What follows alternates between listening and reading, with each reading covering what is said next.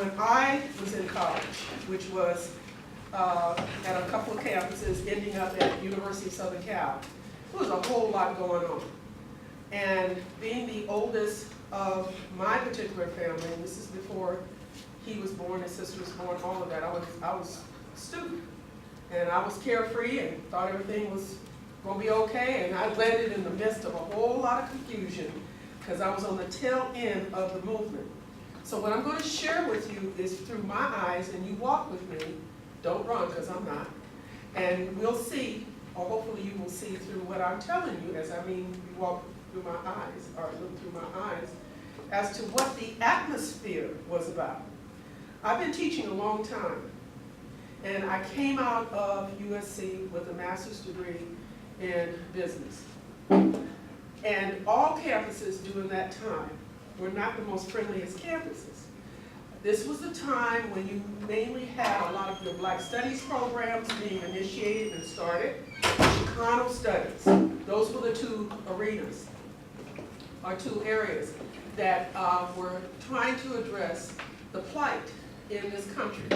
I've never heard of many of these individuals that are in our history books, such as Garrett Morgan, who really registered the stoplight, in which I've given my students also assignments in this, registered the stoplight and created it.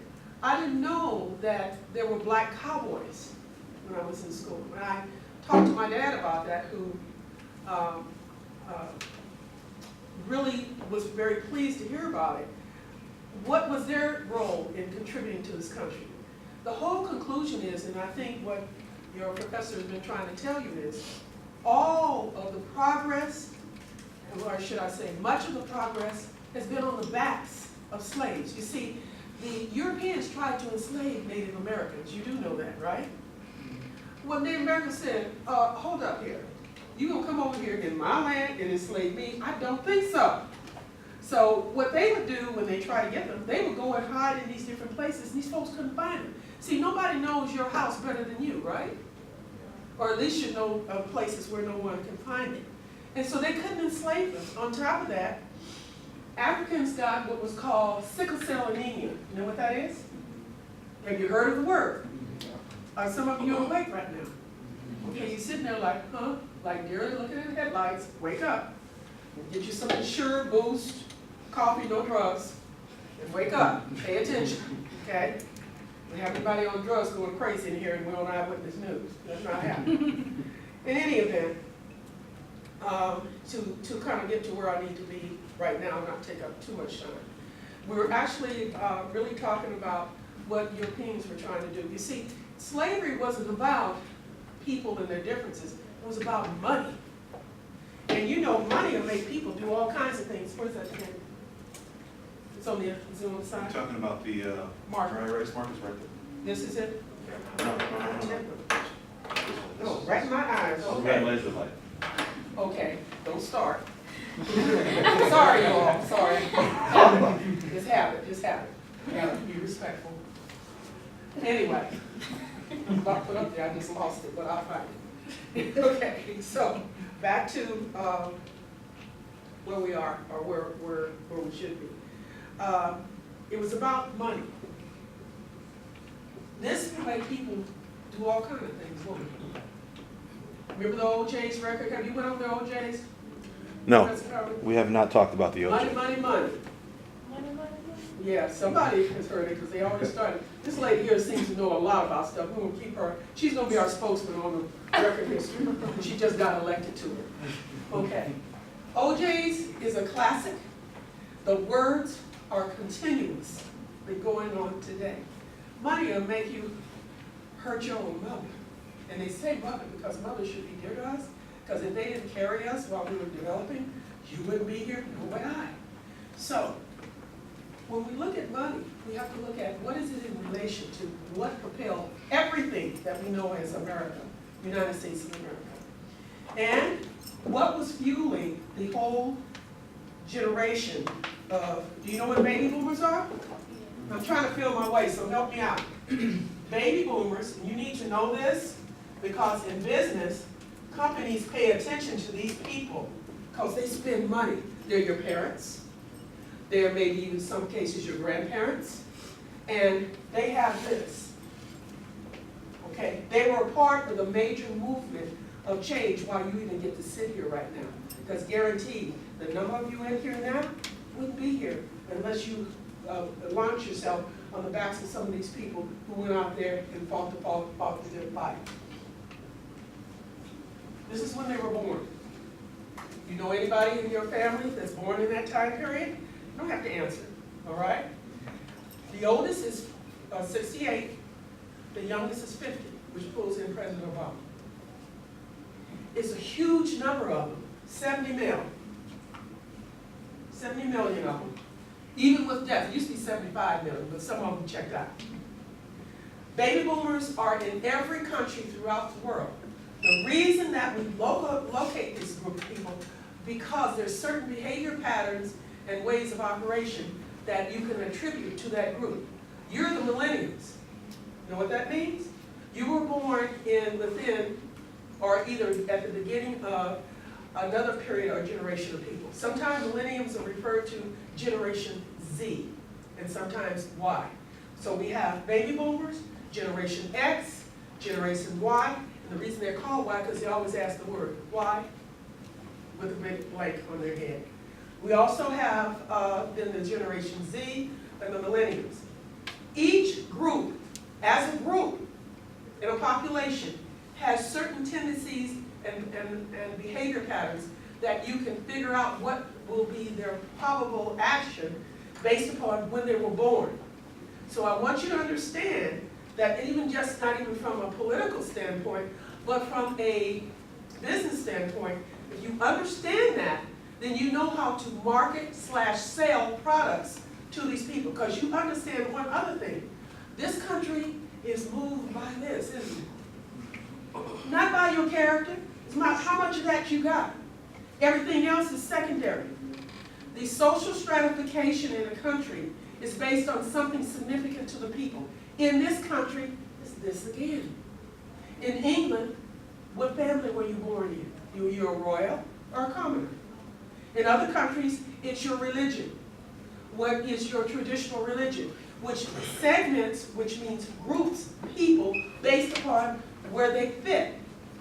And we do this even in learning. We break down from a micro point of view what makes up the whole. So you break it down. If I wanted to describe your body to someone who's never seen a human, say they're an alien, got 4 eyes, maybe 6 arms. Oh gosh, that's different. How would I describe it? Then you would dissect the parts, telling what each part does in order to make up that human being. The same concept is true if you're talking about in business, particularly, or even in politics. Where do people fit? So you can get an understanding of how to deal with it. Now, with that said, we're going to start now with 1968. And I say 1968, and at that point, at the beginning of the year, I was clueless as a student. I just thought, okay, I'm going to go on and get my degree, because I wasn't thinking of a master's degree. And then I'm going to be able to make the kind of funds I'd like to make in order to have, should we say, the American dream, which is basically middle class income. Okay, you have enough money left to buy some things you want, but also to take care of the things that we call needs. Needs are those areas or those types of products that you must have. How many of you heard of Maslow's hierarchy of needs? Okay, have you? Good, then these are the sharp ones. The rest of you hear of it. Because every business book, every sociology book, every psychology book, every cultural book is based on that platform. There are 5 of them. I'm not going to write it on the board because I'm not here to teach it, but here to share it with you, teach you a little bit. The first bottom level, because it's a triangle, 5 levels as you go up. The first bottom one is physiological. That's your need. You have to have food and water. Is it negotiable? No. If you don't eat, try not eating for 60 days. Your body says, okay, I've been warning you, I'm going to kill you, you know. And that means basically you're starving to death. I'm trying to personify it so to keep some of you on board here. Some of you haven't had lunch or you just sit here anyway. In any event, second level, shelter. Where do I lay my head at night? Where do I put my stuff, whatever that is, in order to exist each day? So we're looking at what's going on in the environment. And you go from there. Those 2 levels is what takes up 20%, okay, of products for sale. Now work with me, I'll get back to this, but I circle around the wagon train every time and then get back, a lot of times, and get back to where I'm going. 20% of what's for sale. Here's the problem. The money that we have to pay for that 25%, 20% is approximately 65% of our income. Now, if you're not paying it, somebody is. As I say, here's the problem of what's for sale. It's out there, but you only have 35% money to take care of it. Do you see a problem there? Think of the things you'd like to buy now. Do you have enough money? Don't answer. I don't. I've been around longer than you. So what do these companies do who make products in that category? Because these are wants. And these words are used in business all the time. These are needs. See, if you're going to solve a problem, you must assess what the problem is. And so this is a problem. You got more stuff out there for sale here, but you only have 35% money. This you cannot negotiate because you have to have it to live in your body. You see where the picture's coming now? Now, with that said, and what has happened is that there have been many areas in the industry, music, which is what you're studying, and entertainment, which is more the movies, and sports. Those have been the three main venues where people who have, should we say, pulled themselves by their bootstraps and moved forward. The other one is education. As a kid growing up in my household, which Professor Conley heard a little bit about, particularly from my dad, is that you must get an education so that you are marketable. But the other thing that's hitting you is look at your skin. It's colored, isn't it? Those of you who don't have colored skin, if you look like you might have some, you're in the group too, okay? Ladies, you're always in the group because women were considered chattel. In other words, property. You had to ask your husband, could you take birth control pills? Like, what is that? That's insane. What gives them the right? Because they're a man? No more than you, because intelligence and knowledge has no favorite group, has no favorite sexual connotation. It's just passed out there. So that's been a problem for modern humanity. Now, in 1968, we had the assassination of Dr. Martin Luther King. You've studied that, right? We also, within that year, had the assassination of Robert Kennedy, who was running for president. I was a student and just got into USC at that time. And I was very much got myself involved. I'd always been in student government. I didn't do sports like a lot of individuals did behind me, including the ladies. I did student government. So I understood that. But I also believed in getting myself involved in trying to change something. If you don't like something, get up and do something about it. Work towards, as a group, with some groups, in making the change. So, for the first time in my life at that point, I decided to work on the campaign for Robert Kennedy. King had been assassinated. People were angry. They were very angry, especially who they saw who did it. And they also had suspicion that the federal government was involved. Do keep in mind that Director of the FBI, Hoover, had some problems. Now, if you look at Hoover's background, you'll find that he had a little bit of African American in his bloodline. Don't tell nobody. So why do you hate that which is a part of you? That's what people do. He also was a homosexual. He didn't like people who were homosexuals. If you're one and you don't like it, what's wrong with you? You crazy? That you keep in mind as we talk about this. So, who knows if he had some of his agents hire this, was it Ruby? No, that was Kennedy. Well, whoever it was that assassinated Kennedy, Robert Kennedy, no, it was that other guy, because it was at the Ambassador Hotel. Are you talking about King or Kennedy's assassination? Robert Kennedy. You'll look it up. You'll look it up and flash it up there. It wasn't Lee Harvey. No. This was, Robert Kennedy was assassinated by, can't think of the gentleman's name, but at the Ambassador Hotel. At the site of the Ambassador Hotel is where a high school sits right now on Wilshire property in LA, so you'll be familiar. Anyway, I was there. I had come in with a lot of other students trying to support Kennedy because we already knew they were not going to elect anyone who was of color in the presidency. So we were trying to rally behind people that were trying to help the rights of people who were not of color, which included a number of people in this country. And with all the confusion, you get out of the way. When you see a lot of confusion, don't run to it, run away from it. Here's the information at the top. Okay, who was it that There's a assassinated him? Palestinian immigrant, Sirhan. Yeah, he probably was paid, because that's what the American way is about, if you don't understand it. Now, Professor Conley has two cousins, as I do, who are on LAPD. They can give you all kind of MOs, mode of operation of LAPD and other policing agencies, but we won't go there today.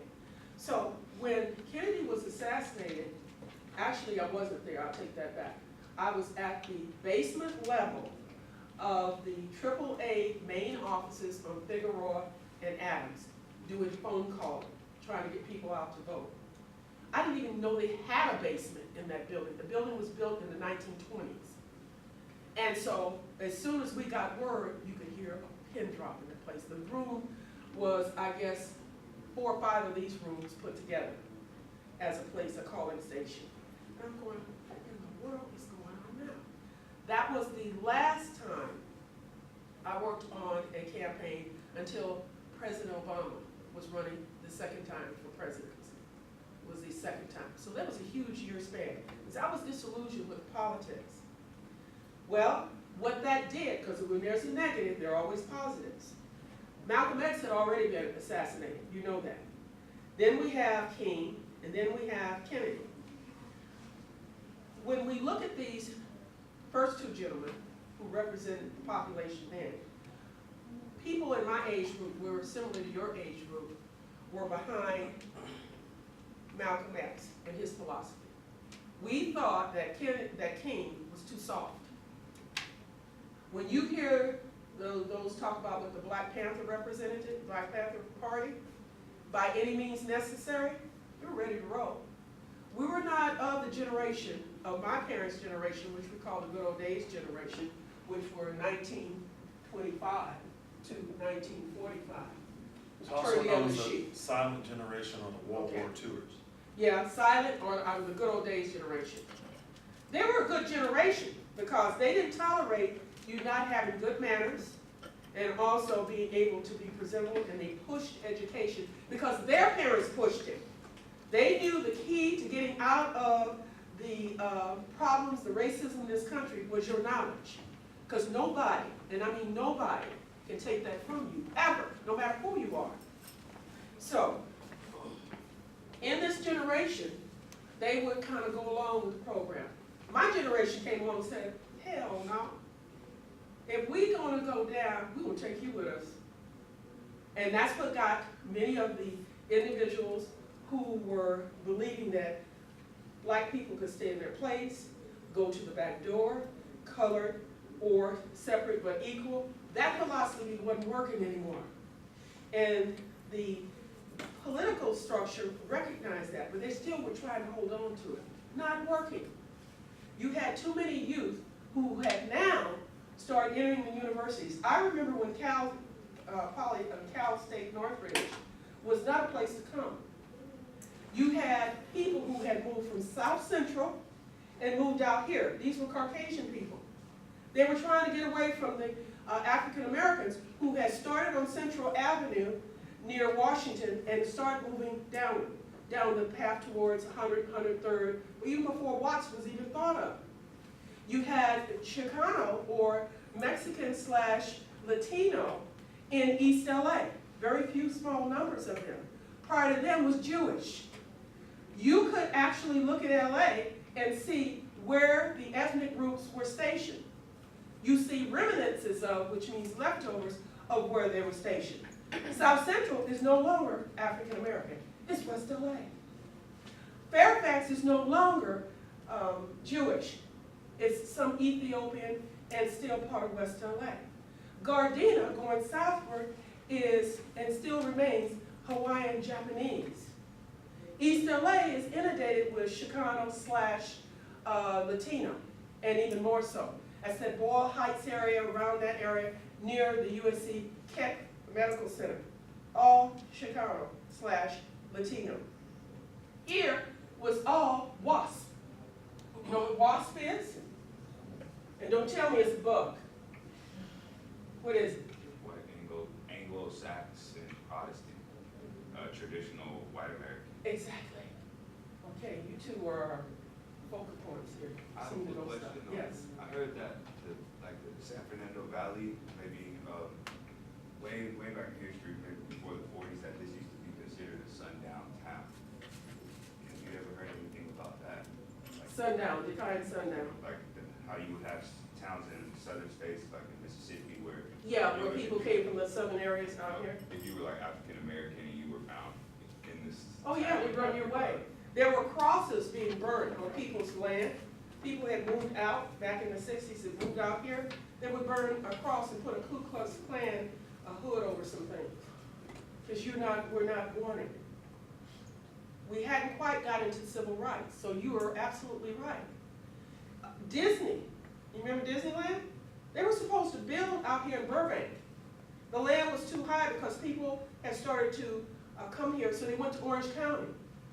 Orange County was traditionally, and still has reminiscences of it, for white people only. Nobody of color, I don't care what color you are, no color. And so you still have that. A friend of mine about 20 years ago worked for Bank of America. She went into one of the suburban cities there in Orange County, and they had a Klan meeting in there. You get what I'm saying? Rialto, you heard of Rialto near San Bernardino? That's one of the hubs for the Klan. If you don't know what the Klan is, you need to go read something, and don't tell nobody you don't know. They know what the Klan is. We've talked about that. Okay, good. And some of them don't remember. It's a group that formed after Reconstruction. After 1877, the Southern whites were upset that now you have taken the power away from them. So that groups like the Ku Klux Klan formed to try to take control back of what used to be their property, which were blacks. You were second-class citizens. We talked about that. Okay, and you have to also keep in mind that there's still people who want to adhere to that. The skinheads, you know the skinheads? But now they've rallied into this whole Nazi belief that there's an Aryan nation. The history of what the word Aryan means, it means a superior nation of mixed nationalities. Aryans are mixed, okay? They took the words from records that were found in Africa. I used to hear the word Timbuktu. You ever heard of it? That was the learned, most knowledgeable place that you could go. That was like going to the Mecca of educated people. It got changed. You see, Africa was robbed of its future talent through slavery.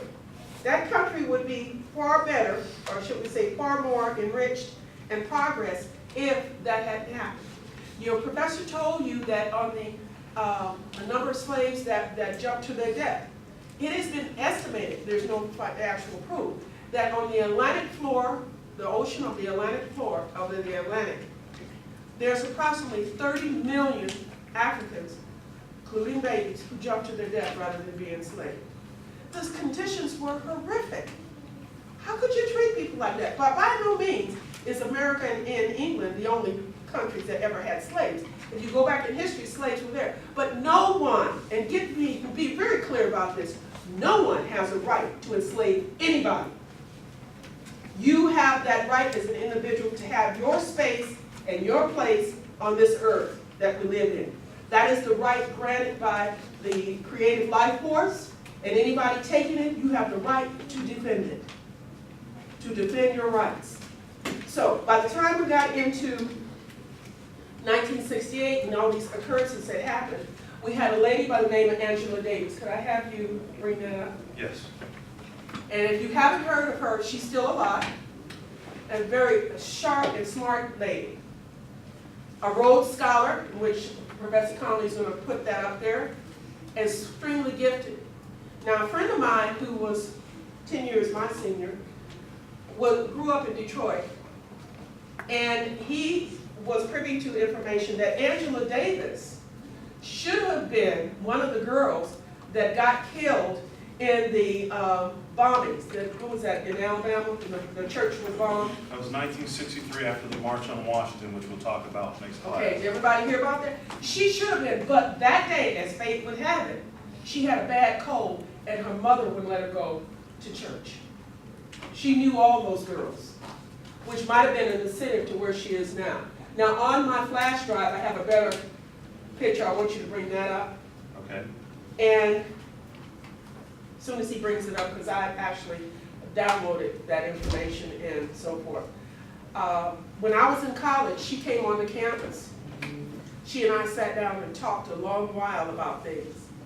And I saw her more recently at a book signing back in March. She, of course, didn't remember me, but there you have it. You want to go to where it says, let's see. Women of Civil Rights Movement? Yeah, that one. You need to cut this light out, it's doing a glare here. I'll cut it out now. Will it over? We'll just take a moment. Okay. So Angela became the female component of the movement. In King's time, you had, anybody know who she was? She's called the mother of civil rights. You all have to get caught up here, okay? Your knowledge is what truly will set you free, ladies. I expect you to know this. Would you move down to the second slide? Move, go down, one more, down more. 1 second, please. Okay. Have you heard of her? Rosa Parks. Yeah. There she is. This is her, you see the year? Yes. All right, now I want you to go down a little bit more. Okay. This lady here, see the month and the year? We don't talk about Claudette Colvin. You know why? And then put her there, because she actually was the one that refused to give up her seat. There was 2 others, but she was the one that went to jail before Rosa did. All right? We did put that up, as you will see, because she got pregnant. And that's not a good example of what women should be doing. So if Professor Carlin will go down a little bit, that's her picture as a kid. That's what she looks like now. Go to Rosa Parks. 1 second. Okay, no, you went too far down. Right here. This is what you're looking at. Rosa Parks passed away in 2005. Well, she was born, as you can see here, in 1913. Just a simple lady with simple kinds of needs. And she became the focal point. She became the figure, the image that was out there for women to take a look at. Down a little bit more, please. So what you're looking at, stop right there. Martin Luther King, that was the female component, the good old days generation. Move down, or the silent generation. Move down again, or up again, I mean, up. When my era came up some more to Angela. Stop right there. Malcolm X became the focus, and then you had the Black Panthers, who put dignity and also a focus for the generation I'm a part of, and saying, we're not going to turn the other cheek. Are you insane? You come in here and going to not only have robbed my ancestors, but try to take what we have. If we're going down, we're taking you with us. You're going down too. And that scared the hell out of a lot of white people. Not that they were going to go and fight individuals just because their skin color is white, but because this is what many were interpreting. We were talking about the police state, the Hoover folks, who brought in the FBI and anybody else to try to put down things. They even arrested Angela for supposedly plotting against something, but it didn't stick. She did get out of jail. So, moving a little bit ahead, because I'm skipping around, so I hope you stay with me. With that in mind, you start seeing a lot of individuals, African Americans and Latinos, on the various college campuses throughout the United States saying, look, you are not addressing what we need. So you start seeing Black Studies programs spring up. You also started seeing programs to assist those who didn't have money to get financial aid. There was not a lot of financial aid available. What helped me was scholarships and grant money. It wasn't available like it is for you today, or anyone else who doesn't have enough money to possibly pay for schooling. And the Black Panthers their whole idea was to be ready. So that means going to the shooting ranges and learning how to shoot guns. It scared the heck out of the officials at USC because there was a gun club formed, and people of my generation and my background were joining, including the ladies. And what really got them upset is that they're going to practice at the shooting ranges where LAPD was going, up in Pasadena. Like, what the heck is going on here? Teaching, the gentleman who was running it was an ex-Army military policeman, teaching how to reload bullets, getting ready for a war. And that was really scaring America.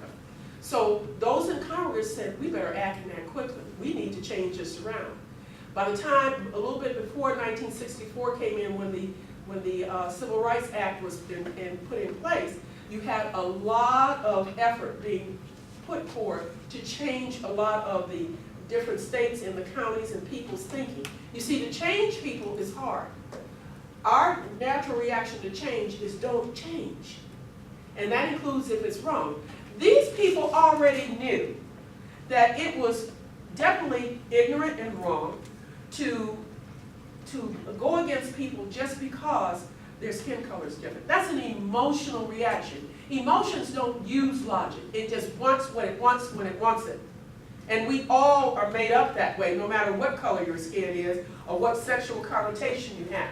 So people knew this, but greed and patterns of behavior in the past is what was fueling people to perpetuate the kind of belief systems they had anti-Black for really unconscionable kinds of reasons. So, by the time 1968 comes, you have all of these campuses, including Northridge, because I wouldn't even come near this campus back then. Northridge, oh heck no. People over here are crazy. They would have to deal with the ones already that are nuts and where we are. So, it started to change. We got a lot of what were called self-help groups. You saw an organization called SNCC. Have you talked about SNCC This yet? is the next course. Okay, you're going to hear about SNCC with Stokely Carmichael. And then you're also going to hear about the US movement, which the department chair of Africana Studies at Long Beach was the head of. He was the head of this group. And they were headquartered in what was called the Bull Room it was a little tavern on Broadway and Florence Avenue. It's been renamed since then. And his whole idea was anti. This is before he went on to get his education, okay? And he's currently the department chair over at Long Beach. You also had the whole push to continue with the education. So at different campuses, they were also developing scholarship programs, because it was always believed that the more education you have, the people are educated, the more that things can change. And so UCLA had their confrontation. Now, what I'd like you to do now is to show what was happening at one particular campus. How many of you heard of Kent State? At Kent State. Okay, you need to know this because this was one of the things that was going on. You see, what was going on in 68 on was a whole movement to be anti-war. We had the Vietnam War. And the white students were always in the movement against the war. The African American and Latino students were against it because they were being drafted into the armed services, yet they have no rights here. So that was anti or against what was really should have been happening. So you have to go to the slide, I think it's 03003.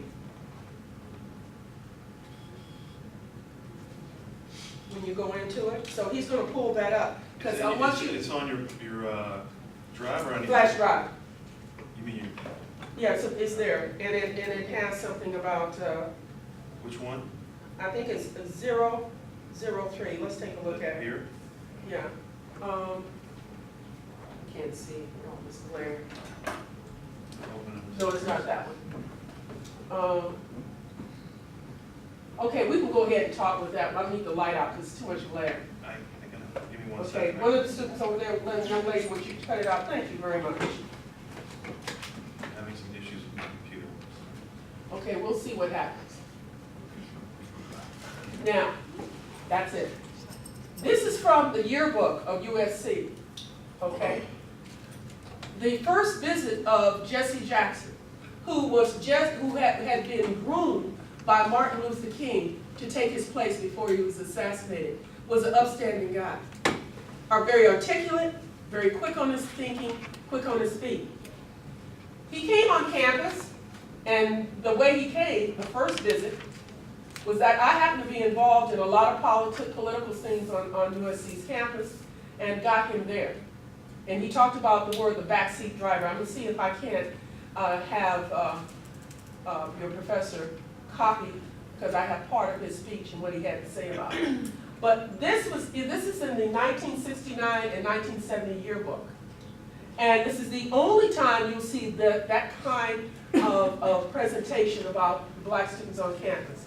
This young lady here was a friend of mine, Jackie Davis, who ended up graduating and teaching English.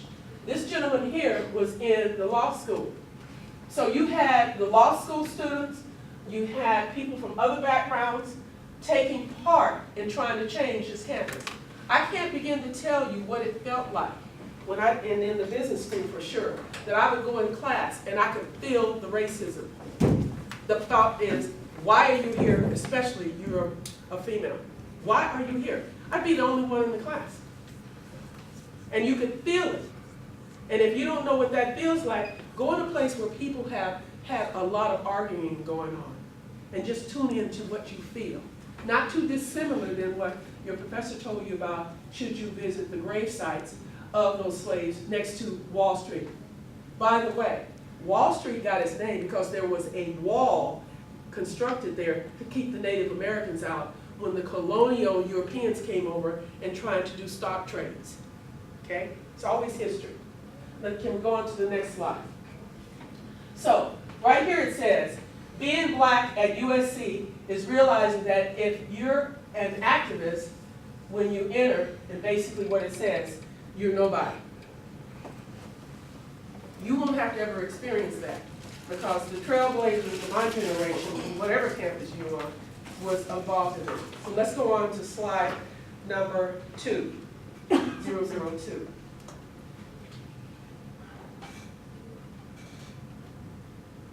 Okay.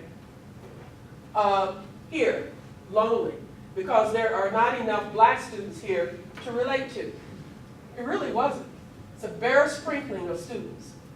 So it was incumbent upon those that were there to create some programs and to create a sense of connection through the Black Student Union to get people involved.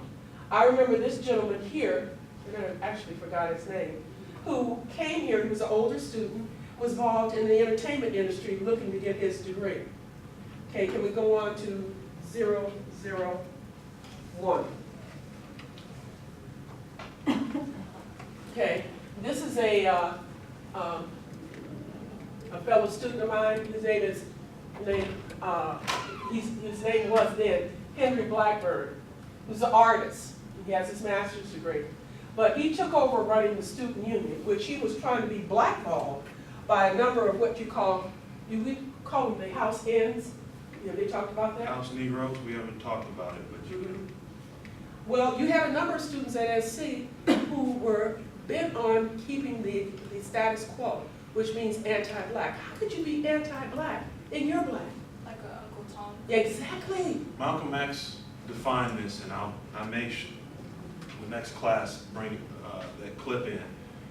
He defined in one of his famous speeches the difference between the house Negro, that's not what he called him, he used that other word, and the field Negro. And you've got to understand that concept, everybody. The house Negro would go so far as if the slave master was sick, he would say, "We sick, boss, we sick. I'm not a human being.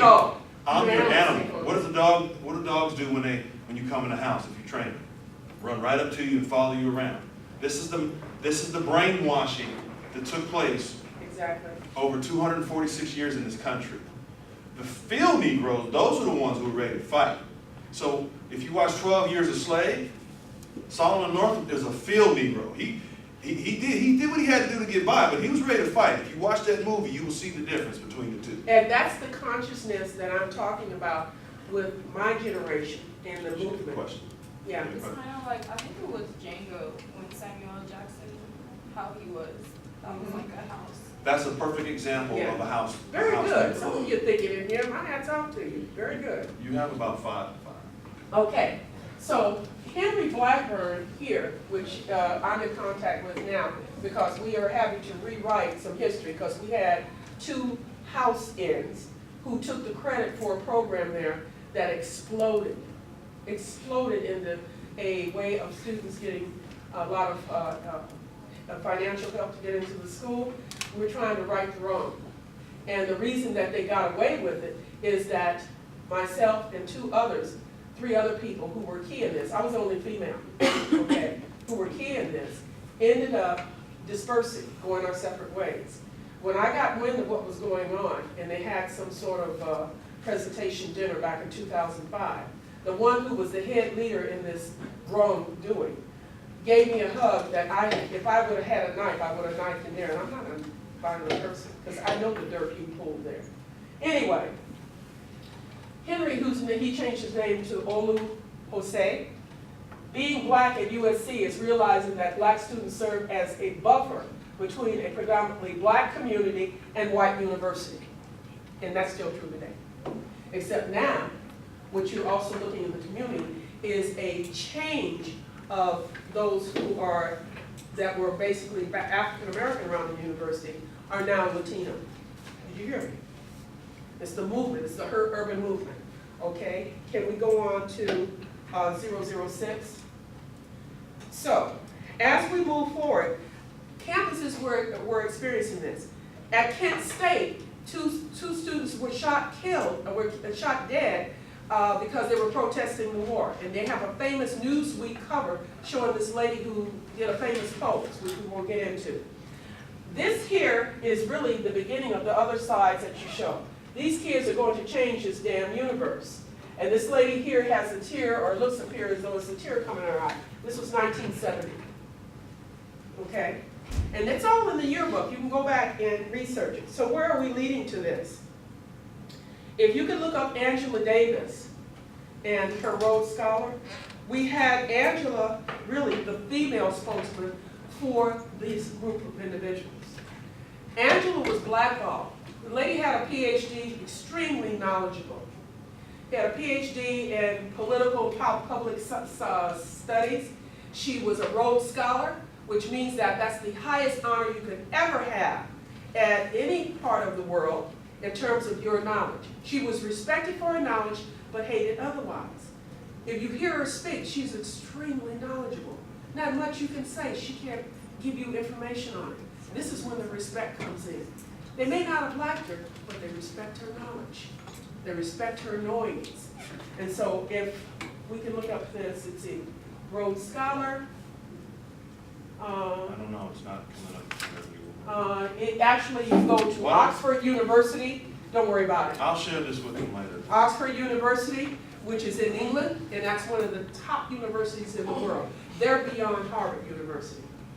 And back during that time, unheard of to see a black woman there. Never. They had one before there, but he was a man. And that was it. So if you can have one, can others follow? So that has always been the fear of educating black people, that if one gets educated, many will follow and really destroy what we already feel comfortable in, which is taking from those who we've enslaved. If you haven't enslaved them physically, now you do it mentally. And that is what is permeating not only the music you're studying, but also people in their mode of operation, MOs. Everybody has what is called an MO. It's called modus operandi. Everyone has a style of how they conduct themselves. Modus operandi, we borrow a lot of words from the Latin language. When you hear the police talk, they say, what's his MO? Basically what they're saying is, how does that person act on a repetitive basis in conducting whatever it is they do? when you can anticipate that, and anybody who knows sports will understand, and if you can anticipate that, then you can figure out ahead of time what their actions will be and have a counter movement towards it. You see, we were in a social war here. And right now it's quiet because these folks who are very noisy and will confront you if you get in the way, who also have contributed to the millenniums not moving forward, I'll be done in a second, who have not moved forward because they become too protected. You've got to let your kids walk on their own. You've got to let them experience some things and hit their head on the pavement so they understand that in order for things to change, you've got to be the initiator. You've got to change it. And the other thing is that the leaders that we have, no one else came to take their place. Nobody's taking Malcolm's place anymore. No one's taking King's place anymore. So what took their place? Music. Music, and also those who were able to take music and make a living out of it. Okay? Beyonce's husband, does he have more money or? No. Beyonce does not have more money than Jay-Z. Jay-Z runs an has empire. more money. You know how he has it? The man is a natural businessman. He may not look all that hot, but he knows how to handle it. You know, thank God Beyonce's there with the, what's the baby's name? Blue Ivy. Blue Ivy? Yep, Blue Ivy out. You seen Blue Ivy? That man is like Diana's son in England. What is it? Him and his wife? Well, without Diana, those boys wouldn't even look the way they're looking. They would be on the father's side, which, we need some more blood in here. Looking too hot. You seen the Queen? Even in her young age? I thought, and we have a cuter husband somewhere. Okay. Just want to throw that out there. No, Jay-Z is extremely knowledgeable. What did he use as a base? Music. When you look at any of the, quote, industrial giants in this country, most of them didn't have diddly squat. They didn't have no money. The Roosevelts, the DuPonts, the Kennedys, they made their money, their parents or their parents' parents made their money off of one thing. If you're talking Kennedys, we're talking liquor. If you're talking the Roosevelts, we're talking Chevron oil. Got it? If we're talking the J.P. Morgans and so forth, we're talking an individual who knew how to manipulate money. They call it the stock exchange. He's considered the father of the stock exchange. And he believed in slavery and child labor. It's really odd because his father was a reverend in the church. See, sometimes you got to watch who's watching the hen house, and you don't want the fox watching it because it's a dead end there. So with that said, I'll stop right here and let the professor go ahead with what he had to say there. But before you go on, I'm going to ask him if he would be willing to see, from his point of view, ask a couple questions, name 3 things that you learned. In fact, I'll ask you. No, you have a question, go ahead. Okay, any questions so far? Because I skipped around a lot, yes. I have a question about the Black President. Was it true that they also had services for kids to be there? Yeah. And, I participated in that near the Watts Towers. Anybody heard of the Watts Towers? I actually forced, in a way, my brothers to go there to help out with tutoring because they always believed in education, education, education. Until my youngest brother, who decided he didn't want to go, so he told my father that they were using some profanity, and my father said, oh no, because what I didn't know was because I was going through college, my father relied on me to be the knowledgeable one, and whatever I said must be okay. So yes, it is true. They had a lot of tutorial programs to help the kids who were not getting the help they needed in the schools. And let me tell you, I'm a product of LA Unified. LA Unified didn't care about black students.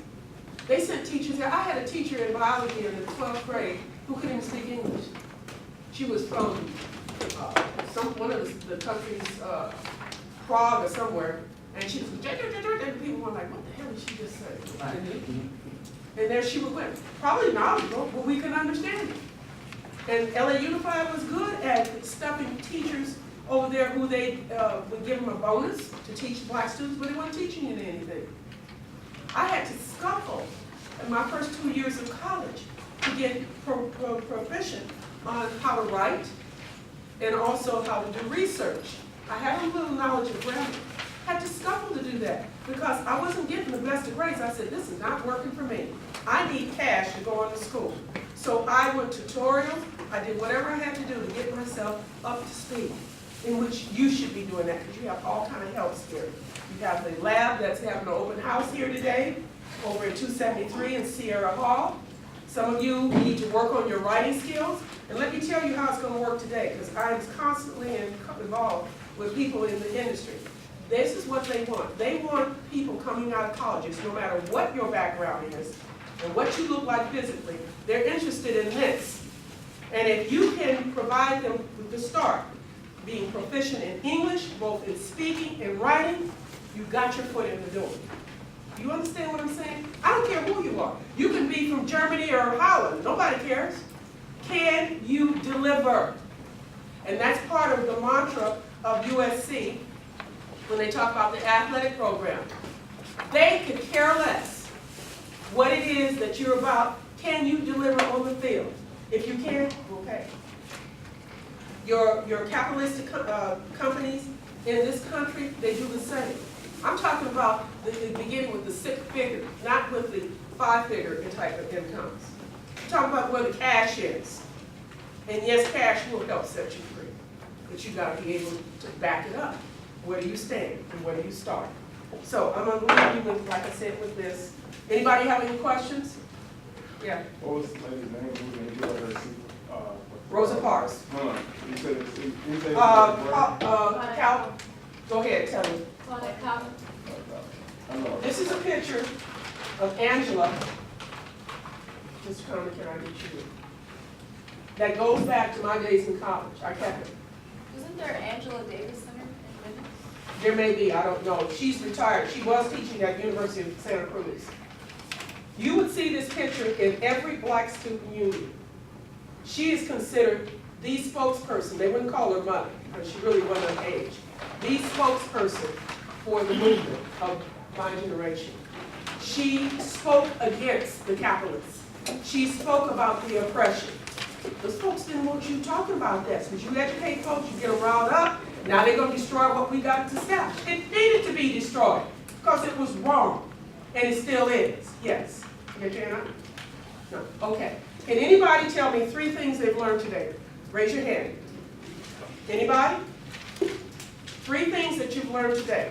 No one's volunteering. No one? Even our lady with the musical? Okay, this gentleman here. Not that you have it written on the board, but I did learn today that baby boomers make up most of the population. They're the biggest money spenders, and most businesses formulate, they make their strategies according to that demographic of people. Excellent. You have anything else? 2 others? I hope. Look at your notes. This is not a test. Anybody else? Chime in. We'll let this gentleman continue on. I actually didn't know Angela Davis was supposed to be at that bombing in Alabama. Okay, I didn't know it either. I found that out later through other sources. Have you ever seen that film, The Black Power Mixtape? I think it's on Netflix. Have I seen it? Featuring her. Timothy, have I seen it? I don't know if But it it talks Oh, about I don't know. I have to ask him because I'm always watching stuff. Because him and his sister come here, Mom, what are you looking at now? One day they teased me about watching the birth of seahorses from the father. Like, what is this? That must have been her, because I don't even know about it. Okay. Might have been my daughter. Like, Mom, why are you watching that? I said, shh, I gotta check this out. Okay, one more. One more thing. I don't know, anybody who wants to learn more about Angela Davis, I would recommend that you check out that video on Netflix, Black Power Mixtape. It talks about her in the height of her activism career and everything that she was doing on the campuses. I think I saw it because it was on cable. Black Power Mix. Mixtape. The Black Power Mixtape is the name of it. Okay, everybody check that out. The young lady had her hand up over there. I actually didn't know President Hoover had some black women. I didn't know he was homosexual. Who? President Hoover? What president? He was director of the FBI. Yeah. That never really came out until. Well, they didn't want it to come out. Understand I this. didn't know he was like against. Bayard Rustin, who helped, without Bayard Rustin, Dr. King would have had no 1963 March on Washington. He was an out homosexual, African American. In 1963, this was unheard of. So when people, I've shared this when I've done talks with Christian groups, there would be no movement had there not been an openly gay male, African American named Bayard Rustin, who put together the entire March on Washington, which set the stage for what would happen in 1964 and 1965, the Voting Rights Act, the Civil Rights Act, etc. Yeah, this is, go ahead. Did they find out if he was gay because they tapped his phone? 'Cause I feel like I seen that somewhere. You talking about Hoover? Yeah, how did they find that out? Well, his sweetheart wrote about it. Oh. There's a movie that came out a few years ago starring Leonardo DiCaprio that kind of shares a little bit about Yeah, it does. his personal life and what he was trying to keep secret. J. Edgar Hoover. And then you look a little deeper, you'll find out that in his ancestry, he had African American men. See, it's a shame that happened, isn't it? But it is. Okay, so with that said, you didn't know this, the gentleman has earned him a gift card. You never know, but what you say will pay off. Never know. The young lady who contributed, I'm gonna send something to you because you did volunteer, so I don't forget. You never forget those who acknowledge you and help you along your way. You'll always be in a very positive position if you do that. Okay? All right, thank you for your attention, everybody.